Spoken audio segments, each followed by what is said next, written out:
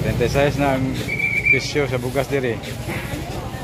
Black and red and white. Ginawa. So 26 puti. Oh, barato na. 35 po diri oh. Lindot kayo ah. Lindot 35 na. Bagong ani. Buhol niya, buhol. Asa ni nga lugar nga gikan dong? Ha? Tigbian?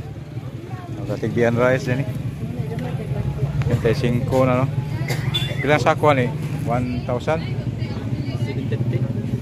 1,700? 1,730. 26. Red and white. Black and white. 26. Ito na bugas diri. No, niya diri 25.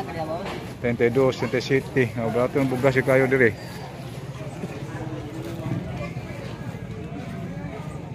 Ay 22.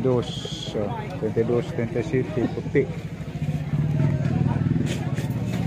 Ito 22, puti gapon 25. Oh. Apoy outlook 14. 30, nanapit 30, bugas diri 30 na 27, 38, puti na ba? Ay, presyo diri. Akong analisis ani no, anong nabrato ang bugas diri. Ug kay ang mga local rice. Di mahali no, kay naa sa imported rice nagkuha ng mga tao, naggas tubang kay ano. Brato-brato na sad ug ikaduha pod lami man kanon kay puti ug dugay pod mga baho kanang bahay kaya ang ani local rice di ko pagdaot sa ato ang kaugalingong humay no dali ra maabhong mo ni nahimo ni na tiner ang ato nya mo ni wa mga halin gibagsak presyo kay na lagom-lagom na.